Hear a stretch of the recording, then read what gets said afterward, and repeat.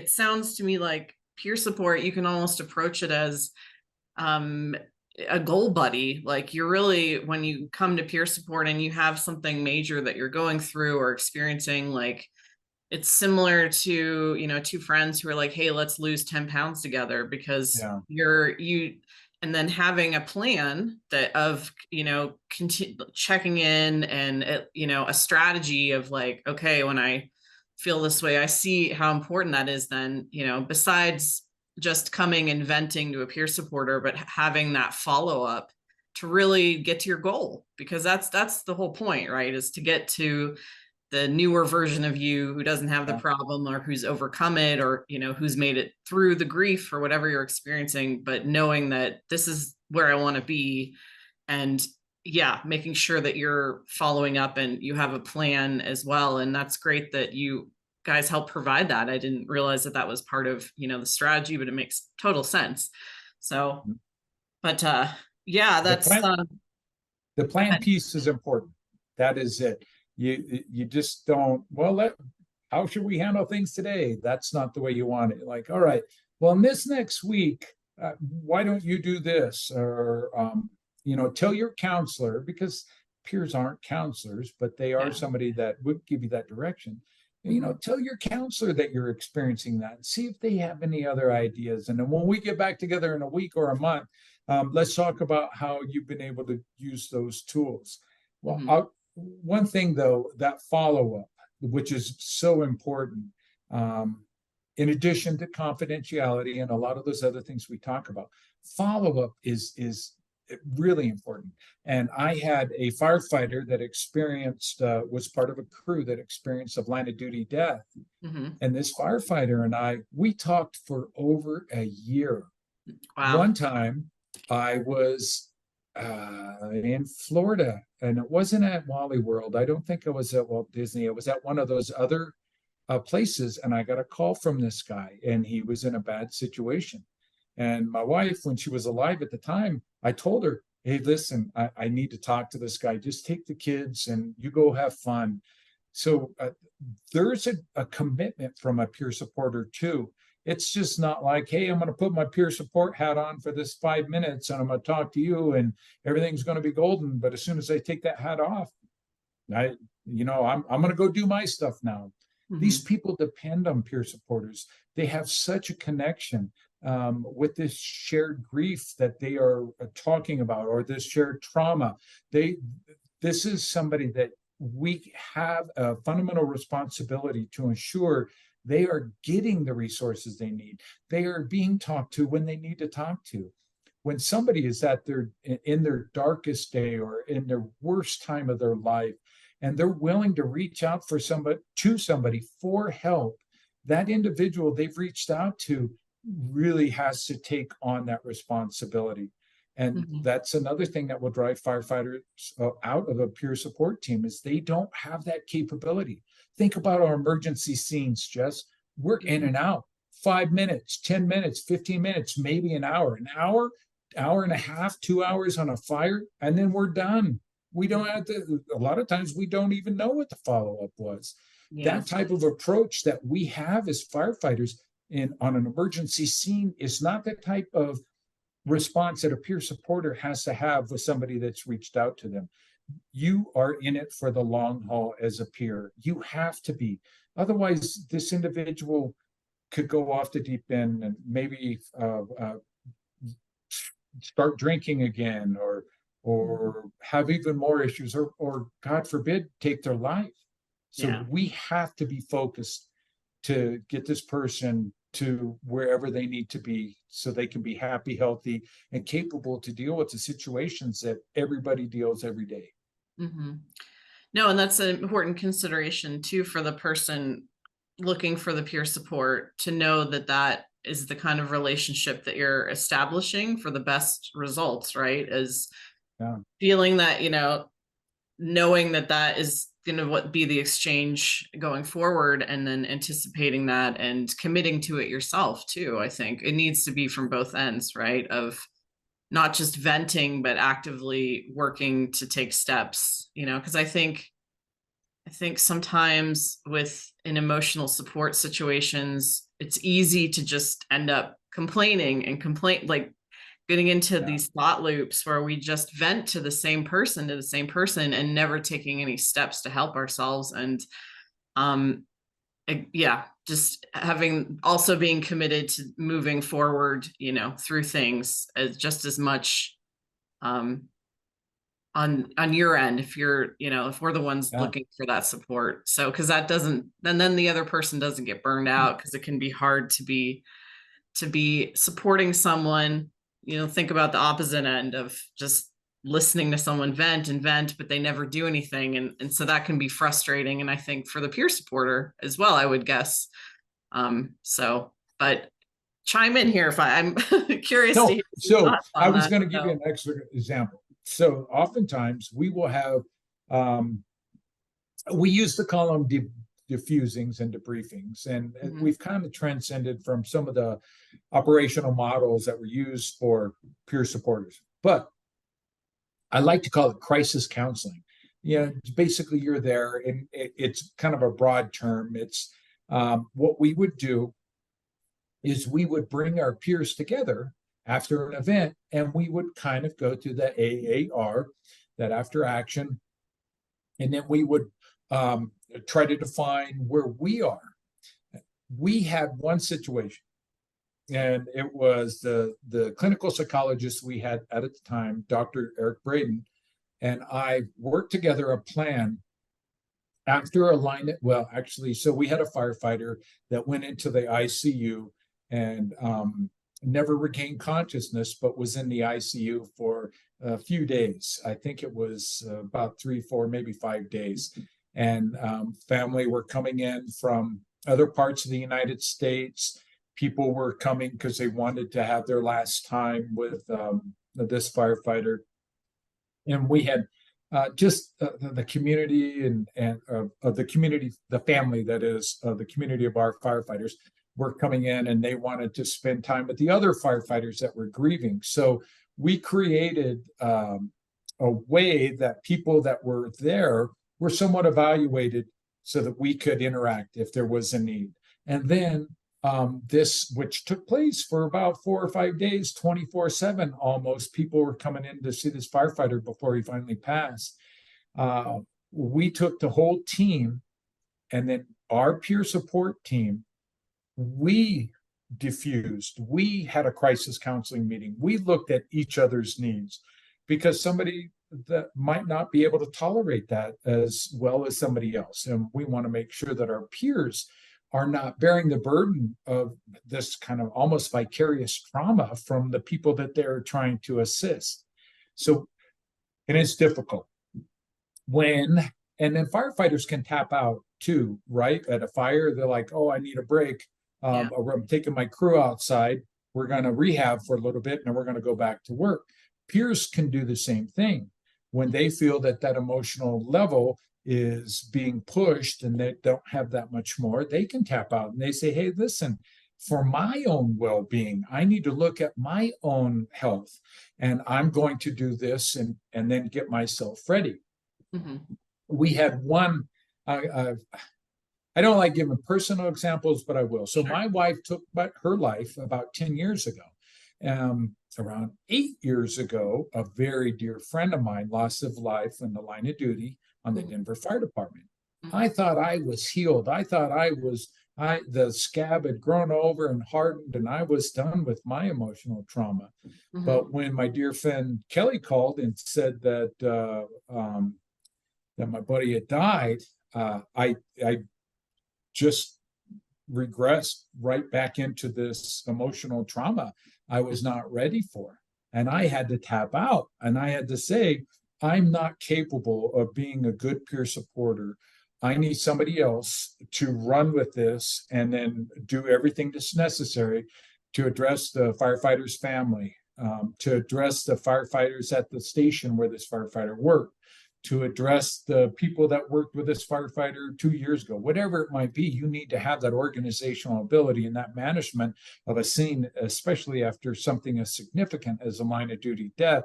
And an individual like myself who realized that they were not capable is not the person that you want to manage that. You want somebody that has the ability to see the forest through the trees, that has the focus of the overall goal of what needs to take place, and not to find themselves reeling or grieving, as like I did when Mhm. I lost my buddy Johnny. So that's an important piece too. We have to look out for each other. We have to, just like we would on the fire ground, as peer supporters, we have to look to see, is this the right person for this individual who's reaching out to the peer support team?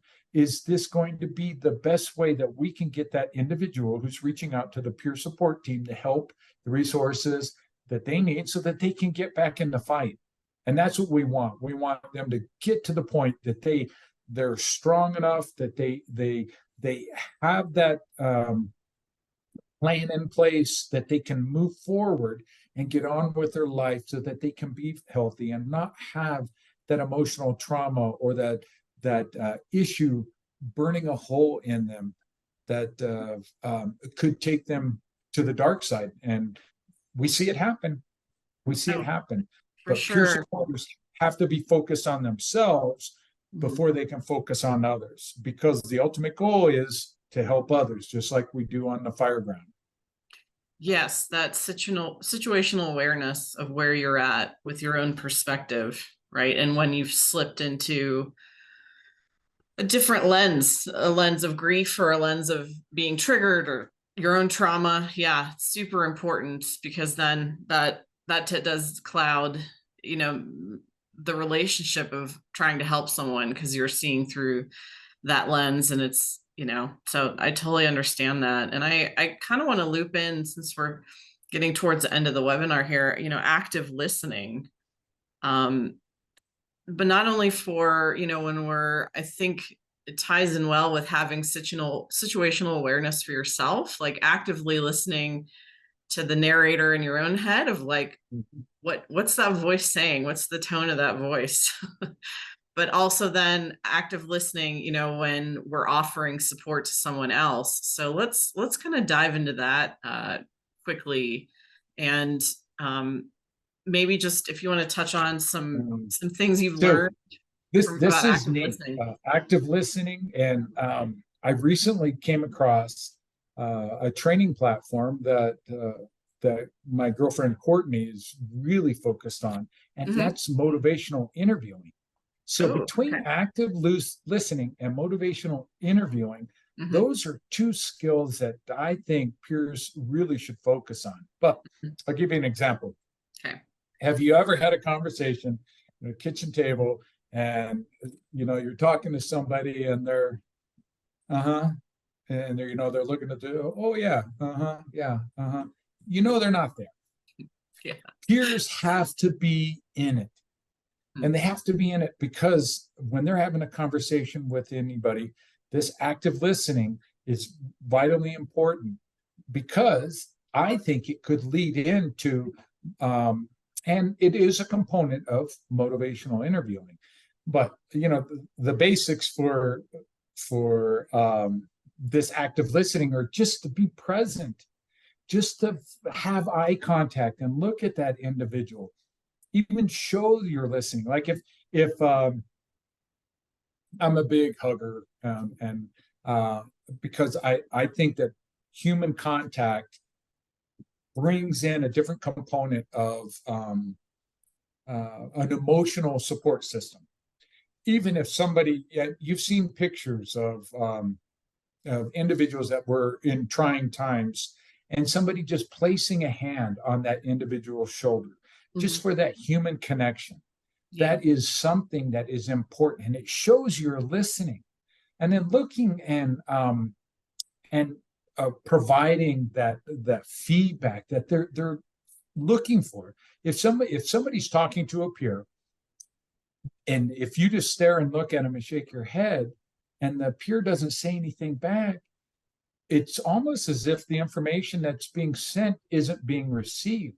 Yeah. But by showing that you are listening, and by having that feedback, like, oh, I think I see what you're saying. Can you explain it a little bit further, or help me understand why you are thinking that? Giving the ability for them to have a better understanding of what you are hearing, and then providing feedback like, oh, I understand why you would feel that way, or whatever that type of response is, to give that affirmation that this person just isn't talking to a rock. Mhm. And then a lot of times, and it's difficult because we are a pretty judgy culture. As firefighters, we like to judge people pretty quickly. A crab Mhm. barrel mentality. I don't know if you ever heard that. Mhm. People aspire to success or moving up the line, but as soon as they get to the top, we'll drag them back down. Mhm. We can't be judgmental of an individual that maybe made the wrong choice, got themselves into a legal issue because of a substance abuse problem. We Mhm. have to look beyond what that is in terms of how we were raised, or any type of um, cultural belief that we might have, because this person has felt comfortable enough to reach out to us, for us to give them direction. So that responding appropriately by not being judgmental, by being as empathetic as possible, and showing that you're engaged, I think are probably the most important components of the active listening. But Mhm. then when you go to that motivational interviewing, it, to me, it really takes things to the next level, because you're going beyond um, just this is where you're starting to set up a plan. You're Mhm. you're empowering that individual to create their own plan. It wouldn't be like me telling Jess, all right, Jess, well, the first thing you need to do is get a counselor. And the second thing you need to do is to go to that counselor once a week. That's not what you want to do. You need to Yeah. give this individual the power to say, where I would say something, or you would say to me, you would say, hey, Pix, what do you think about seeing a counselor? Mhm. Would that be something that would be a benefit? How do you think that should look for you? What's a good approach for that? And you create a strategy, just kind of like very similar to what we do on the fire ground. We create this strategy, and then you help that person implement the tactics that are necessary for them to create self-help. Mhm. I think it's a neat way. It's very similar to coaching. I know we have some coaches out there that do a lot of the same things, where you're empowering that individual, Mhm. um, and guiding them. And I always jokingly said, my teenage son was like pushing a wet rope up a hill. Every time you'd want him to go one direction, he'd go the other. And so you basically just have to kind of maneuver that individual. You have to have forethought. It's done in such a way that you kind of know where you're going, but that individual has to think that they're the ones that are making that final decision. And they're like, oh, yeah, well, what do I need you for, Pierre? And you're like, oh, I don't know. I might have helped you a little bit, but no, but you know what I mean? The thing is trying to use that momentum that you have, because they feel confidence in you, to create this strategy so that this individual can work towards the right direction. And we're trying to, again, motivate them to move in an area that they either weren't aware of, or were unsure of, uncomfortable with, whatever it might be. And that's some of the simple parts of that motivational interview. But I believe, it's just like, it's telling somebody what to do, but not telling them what to do. Having Mhm. them decide on their own Mhm. how they want to move, when you are just kind of, you're feeding them softballs, or giving them the idea that they can expand their thought.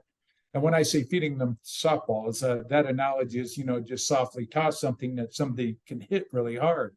Mhm. Um, we're giving them the opportunity to evaluate their own capability, to work towards their own self-help. And that, to me, I love the concept of motivational interviewing, and I'm just getting started with that. But Mhm. that reflective listening, that the active listening that we do so well as peers can be pushed into this motivational interviewing. And then basically, it's just like you would if you were going to counsel a firefighter that's not doing the right thing. Mhm. All right, let's kind of bring things together.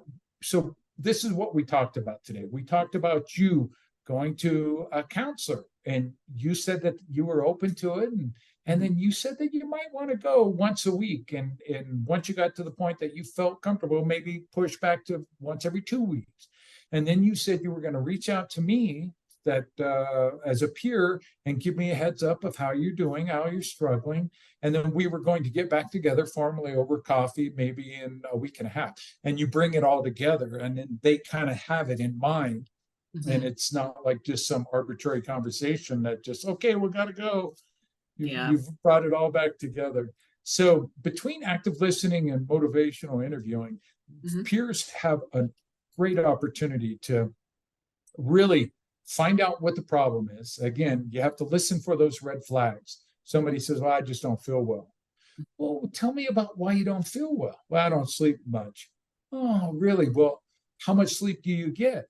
I get about 3 hours. Oh, well, what time do you go to bed? You have to have that proactive conversation so that you can get down to find out that this person was drinking up till midnight, and then they can't get their brain to shut off to go to sleep.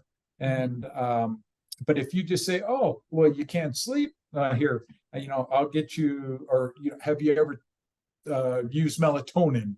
You know what I mean? That's just a simple fix, but you don't know what the actual issue is. So active listening, listening for those red flags, listening, asking those questions, get deeper.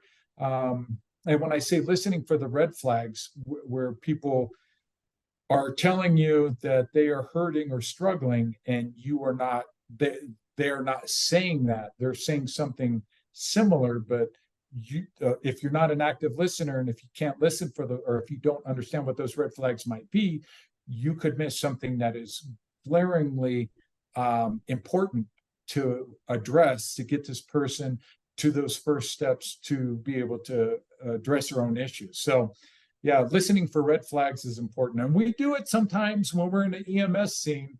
You talk to a patient and they're saying, oh, well, no, I don't use any controlled substances.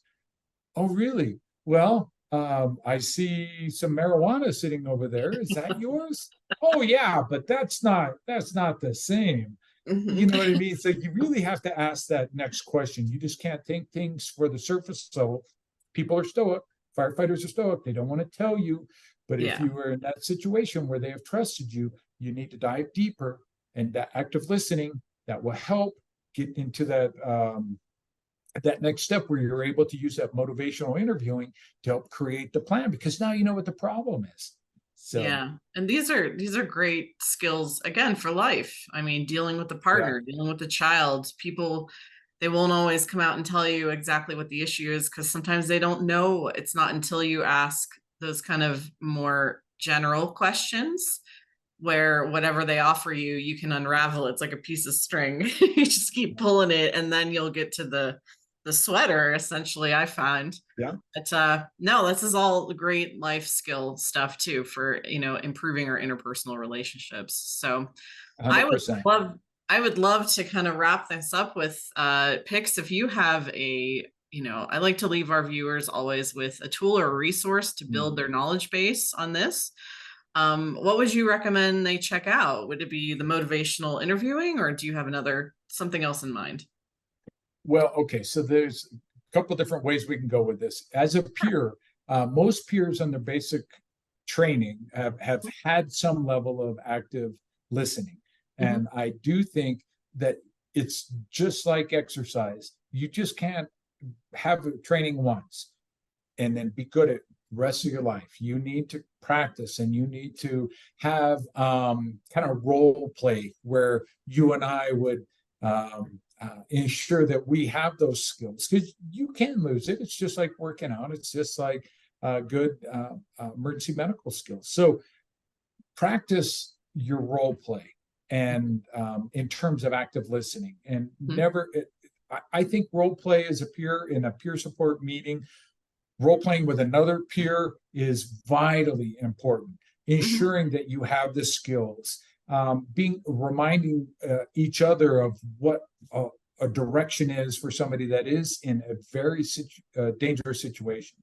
And Mhm. then I think we need to look as peer supporters at this motivational interviewing. Mhm. It's somewhat new. I'm not saying it's brand new. It wasn't just created, but it is being endorsed by counselors. They've probably been using something very similar for a long time. It's making its way into our world now, and that Mhm. motivational interviewing to help create a plan for an individual that is struggling, that could be suffering from some type of psychological issue or substance abuse issue, whatever it might be, can give that peer that extra confidence to be able to bring that individual into the right light, into the direction that they need to go, so that they can get to the point where they have the ability to address their issues on their own after have receiving the tools and the resources and those things that are necessary. So Mhm. I would just leave any peers that are on here with active listening and motivational interviewing. Those Mhm. are really great approaches for us to be able to dive into it. But just like you said, Jess, that is a great way to handle just personal relationships, your family members, and like Courtney's a coach, and I can tell when she goes coach on me, and I'm like, "Are you coaching me?" So you don't want to make it readily apparent. You want to be kind of subtle with it, but the thing is that this is a great way for you to improve your personal skills, your capabilities in dealing with individuals by using just those two simple methods: active listening and Mhm. motivational interviewing. That's what I'll leave everybody with. Great. Yeah. Do you have like a YouTube video or channel or just somebody's book, like a Well, little more specific? when I first heard of motivational interviewing, Mhm. I thought, oh, it was the coolest thing. They were talking about it, and then I realized from Courtney that it had been around for a while. Mhm. But the NIH has a program that you Mhm. could search, and it'll talk about NIH.gov. So Okay. that's you could go there. Um, yeah, so there's a lot of different places that you can go, and basically the Google is Mhm. our opening to just about anything that we need. And I Mhm. have found in my studies that even though that some of the simple things that are out there, you can get more refined information on if you continue to do some investigation. And I really think that Google is a great opportunity for you to get that. And you can also get certifications. I know there's a lot of organizations out there that could give sort of certifications on motivational interviewing, but Okay. I wouldn't want Great. to endorse something like that because it might not be Sure. relevant. But you could go to the psychology web pages as well. Psychology Today, they talk about it. There's so many places you can go.